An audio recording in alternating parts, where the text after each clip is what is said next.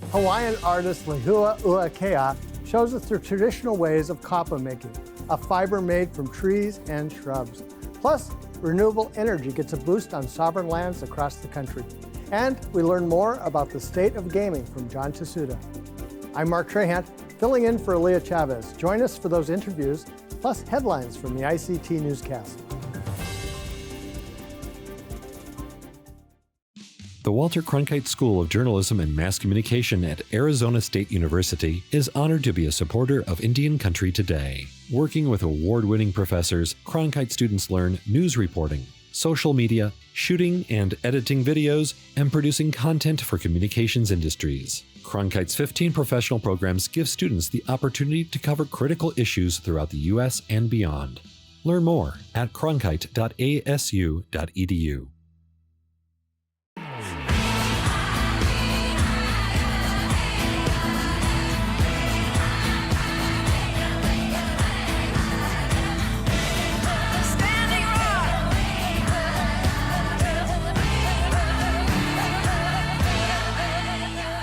This is the ICT Newscast with Aaliyah Chavez.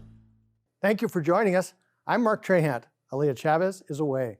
This week, of course, was tax day. Many Americans were crunching the numbers, hoping there would not be a last-minute surprise. New legislation in Congress would eliminate one of those surprises. Under current tax law, American Indian and Alaska Native students who get medical scholarships or loan repayment benefits are taxed. Representative Gwen Moore, a Democrat from Wisconsin, is teaming up with Representative Tom Cole, a Republican from Oklahoma, and a Chickasaw tribal citizen, and they're working to fix that inequity. Moore said that scholarships and loan repayments are important steps to ensure an adequate healthcare workforce in Indian country. I introduced bipartisan legislation, the Indian Health Service Health Professions Tax Fairness Act, along with my good friend, Representative Tom Cole of Oklahoma, to provide tax parity by providing healthcare professionals who receive student loan repayments and scholarships from IHS tax-exempt status. This critical legislation will reduce financial barriers and help address the shortage of healthcare professionals at IHS facilities, which help secure quality care for all patients. Our trust obligation to uplift Native communities must be ongoing, and this bill builds on these efforts. Moore sits on the House Ways and Means Committee, the primary body that writes tax laws for Congress.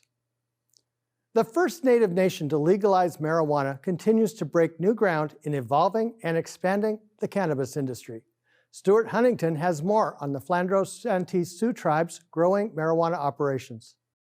The small South Dakota tribe made history in 2015 by legalizing pot, but federal authorities threatened to shut them down, so tribal leaders opted for a tactical retreat. We decided to burn the crop, so we called our law enforcement in, had them do an inventory and witness everything and destroy the crop so we could live to get started another day. And here we are 5-6 years later, and we're able to just fire the grow back up as the state was moving to legalize. Quickly producing high-quality product. This is your flour. This would be your top shelf flour, really. This would be what gets grammed up and goes into our ace on the shelf, and then anything that we trim off from around that will be made into oil.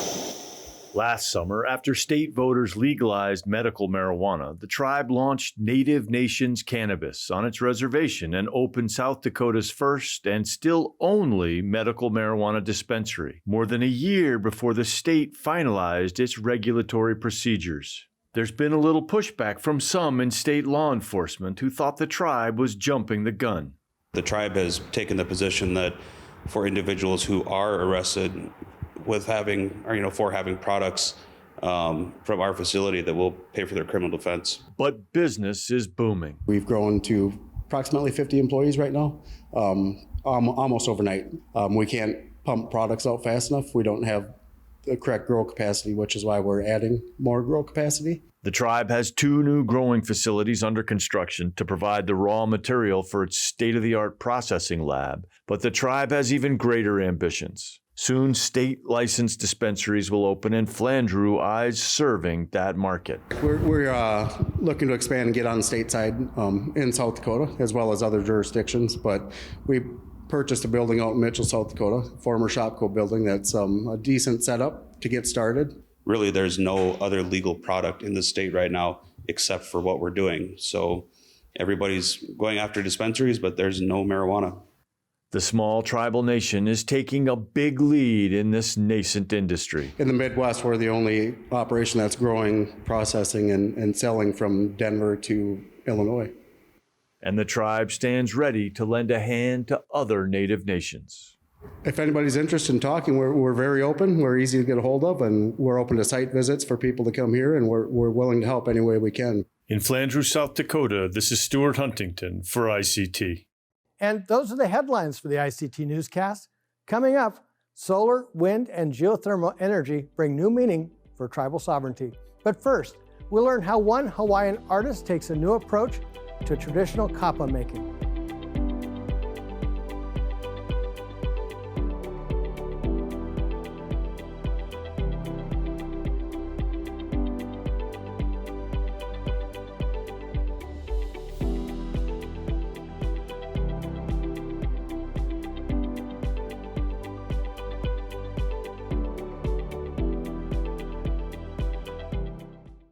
Lehuauakea is an interdisciplinary artist and kapa maker from Pāpaʻikou on the Big Island of Hawaiʻi. They join us today to talk about traditional making of kapa, a cloth made out of trees and natural pigments. Lehua is bringing new patterns into the traditional making of the fiber. They join us now to tell us more. Welcome, Lehua. Mahalo nui. So start by talking about this amazing process and how you go about your task. Yeah, so it's a big process, you know. It doesn't just begin with making the bark cloth itself or making the tools or even creating the patterns. It really starts with learning your trees and learning the materials that you work with. And so from raising the trees until they're about 18 months to 2 years old, you harvest. It's a process of stripping the bark, peeling it away from the tree, peeling it down even further, and a repetitive process of beating, soaking, beating more, felting the fibers together, and then finally you can create all the patterns and painted elements on the finished cloth. One cloth does not equal one tree. So how do you determine what you need and what's the process for that? It really depends on what you're trying to make. Traditionally, we would use this material not just for clothing, but also for bedding, for ceremonial purposes, for burial shrouds, and also our newborn babies were born into this material. So there's a wide range of uses with a wide range of sizes. Bed sheets maybe being the largest. And so that would be probably at least, I want to say 6 trees wide. And through a continual process of beating and felting the fibers together with special beater tools, that's how we would create larger sheets put together. How long does it take to beat the cloth?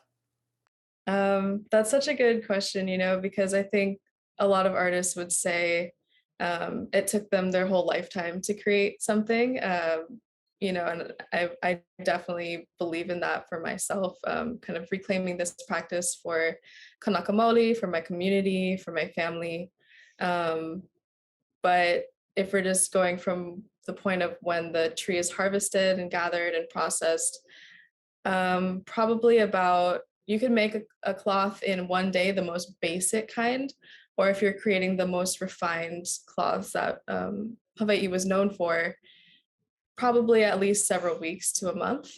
And then painting could take anywhere from several weeks to a couple months, depending on the size and complexity. Wow, that's extraordinary. I have lots of questions, but one is about the patterns itself and the significance of them. And then while you're thinking about that, about the painting itself. Yeah, so there's a lot of responsibility in being part of the next generation of kapa makers.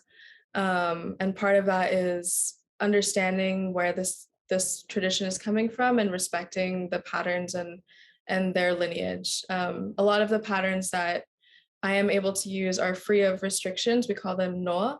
They're free of kapu, so we can use them without large concern overall. Other patterns are more restricted to certain family lines, certain islands, or specific individuals.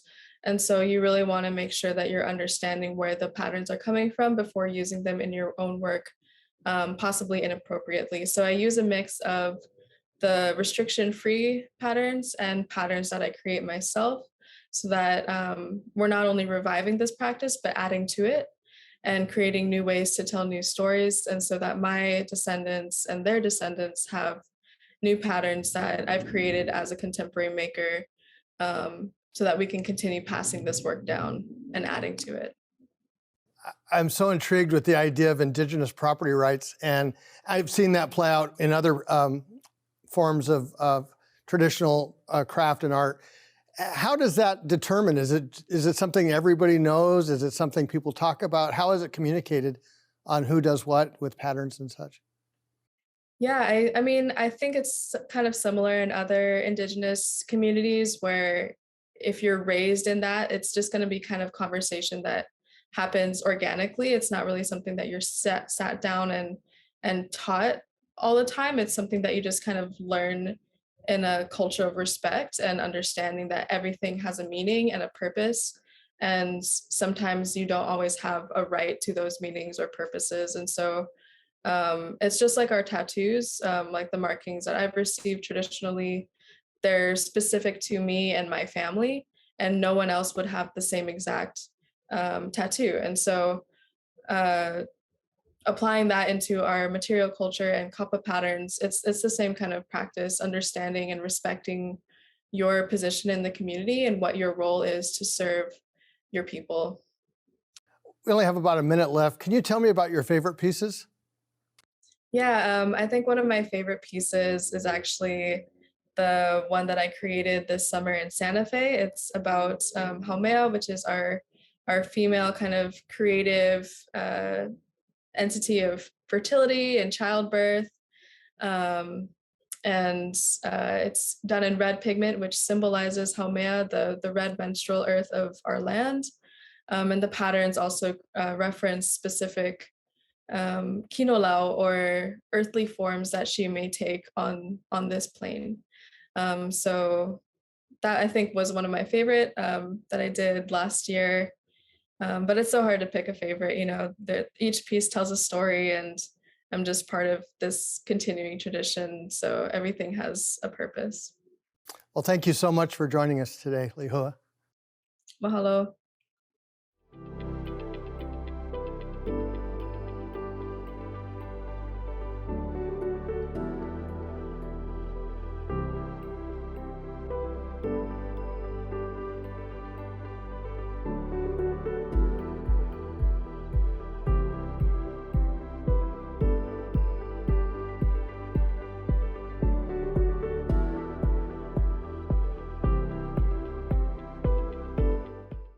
One of the success stories in Indian country has been gaming, both at the tables and at the resorts and tribal enterprises that have brought significant profits and jobs to tribal communities. This industry was hit particularly hard during the pandemic. Our regular commentator, John Tahsuda III, is in Anaheim at the Indian Gaming Convention and Trade Show. He's the former senior counselor to the Secretary of the Interior and Principal Deputy Assistant Secretary of Indian Affairs. Welcome, John. Thanks, Mark. So last year, the Indian Gaming Convention was one of the first to return. What's it look like this year? I think it's going to be probably better attended than last year. It looks, again, the membership meeting is really just starting today. So I think a lot of people arrived last night, but I saw a lot of tribal folks on the streets and around. So I think, it'll be well attended. Probably doesn't hurt that Disneyland is next door. So in the off hours, people have other activities they can go and have fun with as well. The pandemic, of course, hit this industry hard, and gross revenues went from nearly $35 billion to $28 billion in 2019 to 2020. What does the recovery look like from your perspective? Well, the recovery appears to be going well. I would say it's been a very interesting, really, particularly for Indian gaming, an unprecedented ride over the last 2 years. As you know, tribes were sort of at the front end of being cautious, closing down facilities early on, especially when we didn't have, a real handle on the disease itself, and certainly didn't have, vaccinations, et cetera. So the tribes shut down early. Took the economic hit to do that, to be safe, both for the tribal members and their employees, but also the general public. But the federal stimulus, when facilities started opening up slowly, a lot of people took some of their federal stimulus money to go have some entertainment at the casinos, and so you saw a real sort of roller coaster ride the last 2 years, where revenues would be very low, and then for a couple of months would shoot up to even above levels that they were pre-pandemic. And as all things, gaming is a very local market, a very local economy. So some areas of the country reacted differently. But I think this roller coaster ride was felt by a lot of tribes around the country as different stimulus packages came and went, and people spent their money, and then people were going back to work, and people after being kind of shut in for a year or a year and a half, started venturing out. They really took advantage of coming to tribal casinos. It looks like that's maybe going to stay, at least for the short term. Next couple of years, business seems to be going pretty well, I think. One of the extraordinary things going on in gaming that I think I'm really interested to see how it impacts tribal communities is the difference between experiential gaming, going to a place and participating, versus just making a bet somewhere. And with the rise of sports betting, we're seeing more of the latter. How could that potentially change the industry? Well, in general, in the gaming industry, I think that's a little bit of an unknown now. For tribal gaming, in some ways, again, we're very locals kind of economy and business. So it trails a little bit what happens in the commercial industry, since they depend heavily upon, destination travel. So we have a lot of folks that are older, that don't want to travel as far, and they're great patrons. They really, come to tribal casinos in large numbers. So that is not something that they're necessarily seeking, but we have to bridge this gap then to the next generation who really are looking for that.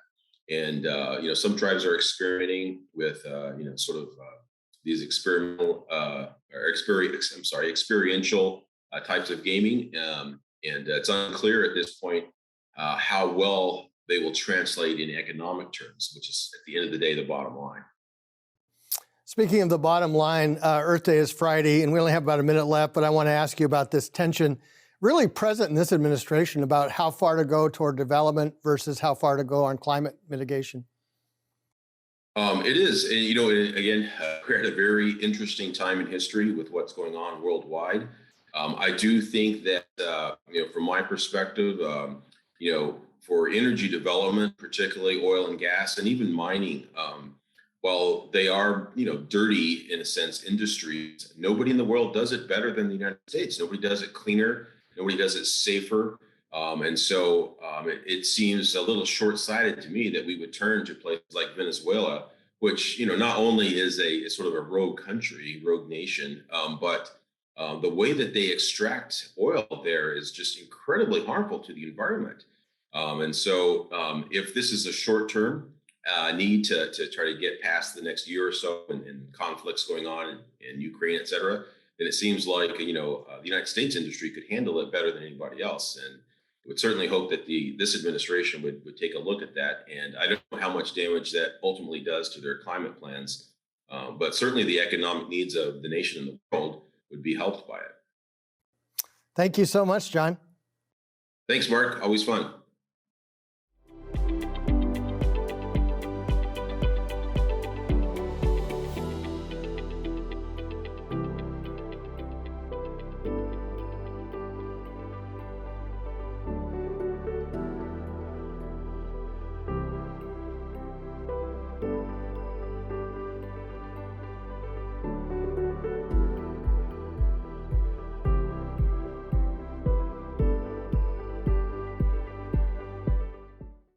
now we have another take on energy development.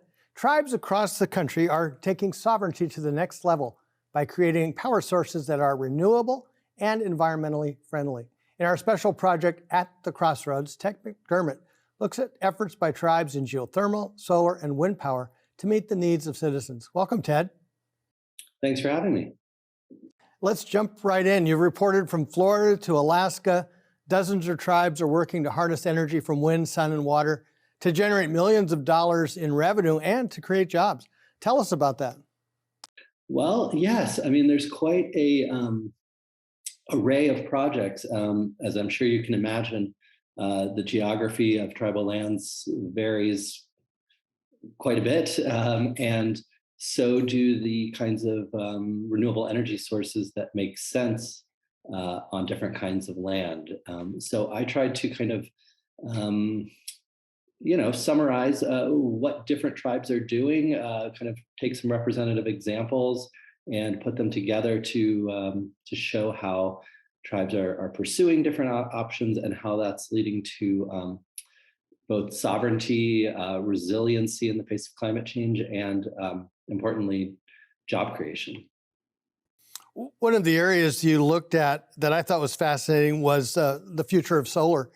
And the number you cited was doubling in 5 years and possibly reaching 900,000 jobs by 20 to 35. What does that look like in terms of the actual jobs and what kind of careers it opens up?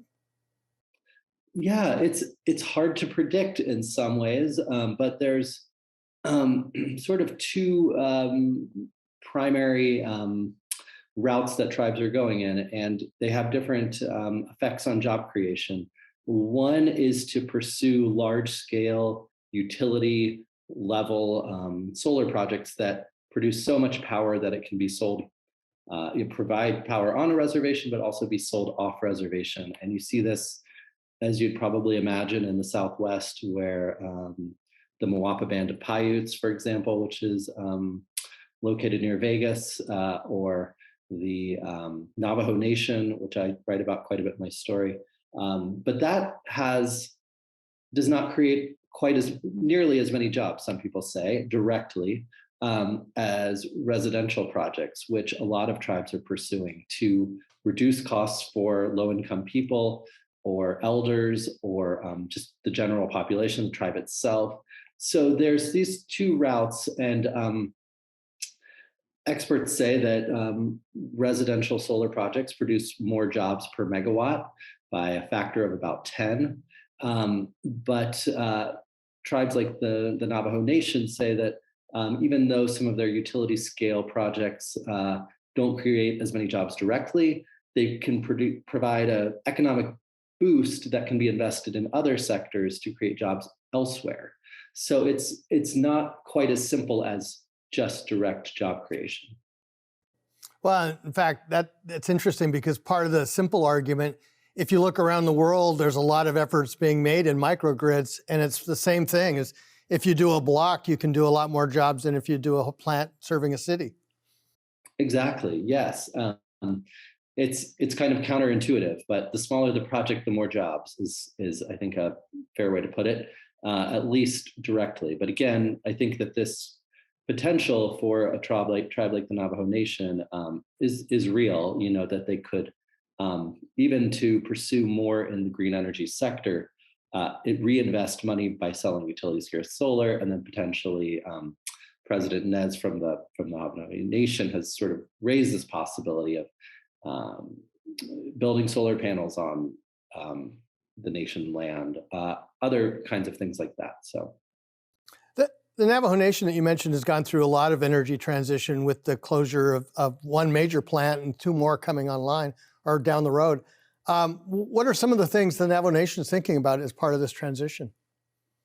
Yeah, the Navajo Nation is an interesting case, and that's largely why I wrote about it to a great deal. But they were actually ahead of the curve. I mean, they coincidentally, in some way, had been planning some large-scale utility level solar farms before their main generating station.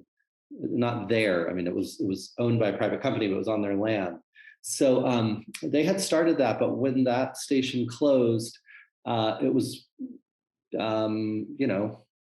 beneficial that they had already kind of had this wheel in motion. So they're pursuing a lot of projects, and they aren't creating a lot of jobs directly. They are creating some. They're creating a lot of construction jobs, which are temporary and well-paying. So it's a kind of long-term question. And the other factor that's very important is there's something like 15,000 households on the Navajo reservation that are without power. So even just the power generation itself is important. And I think it's viewed by the tribal government as a way to increase sovereignty by increasing the tribe's direct role and direct profiting from energy creation on a reservation that has a very complicated, to say the least, relationship to energy production with coal as well as uranium. Ted, thank you so much for your reporting. Thank you for having me. And that's a slice of our Indigenous world. For more news, visit IndianCountryToday.com. From all of us in the newsroom, stay safe, my relatives. I'm Mark Trahant. Sometimes you got to take a stand just because you know you can. Oh, you got to run, you got to run.